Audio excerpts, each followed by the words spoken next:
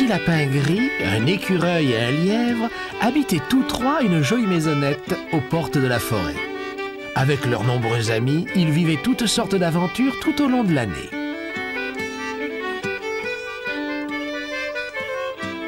En automne, en hiver, au printemps et en été.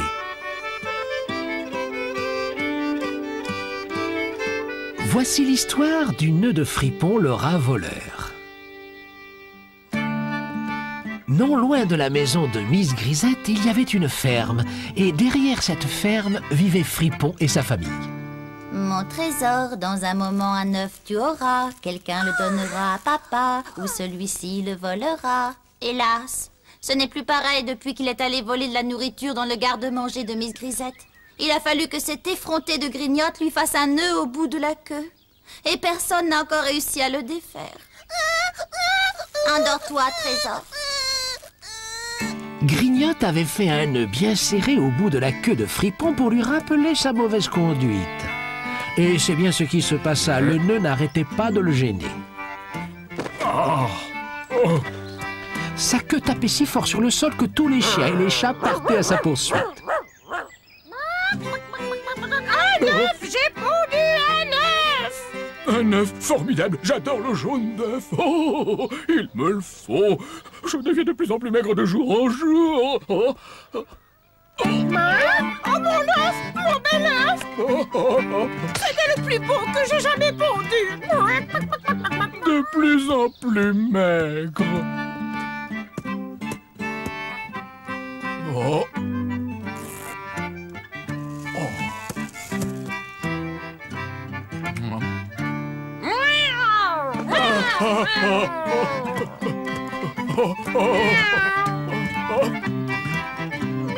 Pas encore pour cette fois. Pico est une âme charitable. Je vais aller le voir. Il me donnera peut-être un peu de lait. Est-ce que c'est toi, Fripon? Ne t'approche pas de mon lait. Je suis très content de te voir. Mon cher Pico, il faut que tu m'écoutes quelques instants, je t'en prie. Je suis de plus en plus maigre. Depuis que j'ai ce nœud, je n'arrive plus à me nourrir. Cette maudite queue avertit tout le monde de mon arrivée. Oui, et du coup, la vie est bien plus tranquille pour nous. Oh, je vais bientôt être réduit à l'état de squelette. Tu me fais pitié. Allez, bois un peu de lait.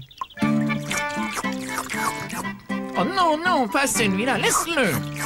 Oh, voilà que tu recommences avec tes bêtises. Je vais être obligé de retourner voir la vache qui va me donner des coups de sabot et meugler comme une folle. Je t'en prie, Pico. Toi qui es si gentil, aide-moi, donne-moi des conseils. Tout le monde reconnaît ta grande sagesse. Aide-moi. C'est la première fois qu'on me parle de ma grande sagesse. Comment pourrait-on défaire ce nœud? Laisse-moi regarder ça. Aïe! Oh! Oh! Oh, désolé, je ne peux pas dénouer ta queue. Ce sont des petites pattes agiles qui l'ont nouée. Je ne vois que Mademoiselle Grignotte qui puisse t'aider. Je n'oserais jamais montrer le bout de mon museau à la porte du jardin. Dans ce cas, va demander conseil au père Miro. Dis-lui que tu viens de ma part. Oh, merci, mon cher Pico. Merci beaucoup. Bien le bonjour, Fripon. Puis-je te demander ce qui t'amène ici? Ce n'est pas ton quartier habituel. Heureusement. Je t'en supplie, Père Miro, aide-moi à défaire le nœud de ma queue. C'est Pico qui m'a envoyé à toi. Ah, tu étais 2 fois plus gros avant que ça t'arrive, ça. Je vais te donner un bol de soupe. Elle est encore toute chaude. Tu es maigre comme un clown, la queue ne peut pas lui faire de nœud. Tiens, mange ça. Ensuite, je verrai si je peux dénouer ta queue. Oh, merci, Père Miro, merci beaucoup, c'est très gentil. Voyons ça. Il n'y a que Grignotte pour faire un nœud pareil. Je ne sais même pas si ces petites pattes agiles arriveraient à le défaire. Tu l'as encore plus serré en le traînant derrière toi. Le seul qui pourrait peut-être t'aider, c'est Philo, le hibou. Quoi? Je n'oserais jamais aller le voir. Un ratou maigre ne fait pas le poids face à un hibou qui a faim. Qui ne tente rien à rien, tu connais ce dicton. Tu devrais lui offrir un cadeau, quelque chose d'original, de particulier. Il fait la collection des petits cadeaux. Et surtout, n'oublie pas d'agiter ton mouchoir pour lui dire que tu viens un ami. Oh, je n'ai pas le moindre petit cadeau. Je suis tellement pauvre que je ne possède rien. Je n'ai même pas de couteau, mais mes dents sont très pointues. Aussi aiguisées qu'un rasoir, elles feront l'affaire.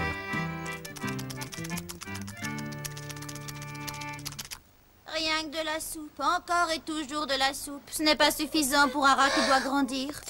Tu ramènes à manger? Non, rien du tout, ma chérie. Rien du tout.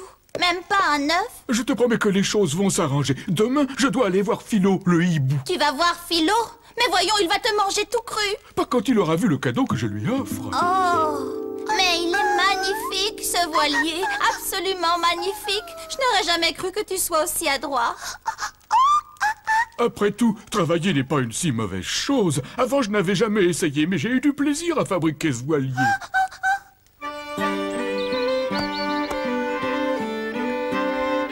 Les moissons viennent de commencer. Si on allait jouer dans les champs... Avec tout ce soleil, dès demain, l'herbe sera changée en foin. On ira demain soir, une fois que tous les humains seront rentrés chez eux. Nous inviterons Père Miro et la famille de Pico à se joindre à nous et nous dînerons dans le champ aux pâquerettes. Oh, il fait affreusement chaud près du four. Oh, avec cette chaleur, je vais fondre comme une plaquette de beurre. C'est pas mal pour la rime. Ça sera encore mieux si tu disais « Avec cette chaleur, je vais fondre comme une plaquette de beurre. » Avec cette chaleur, je vais fondre comme une plaquette de leurre. Oserais-je? Je serai tranquille pendant quelques minutes.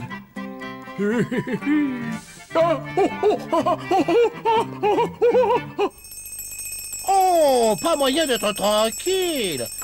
Fripon, qu'est-ce que tu me veux? Je t'ai apporté un joli cadeau, sage Philo. Oh, c'est une très jolie sculpture. Tu devrais en faire davantage au lieu de passer ton temps à voler.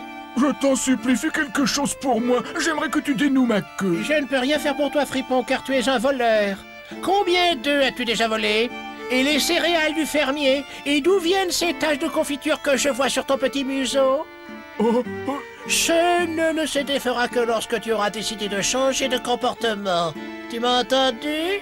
Personne ne pourra jamais le défaire pour toi. La seule et unique solution, c'est que tu changes de comportement. Que je change de comportement. Que je change de comportement. Que tu changes de comportement.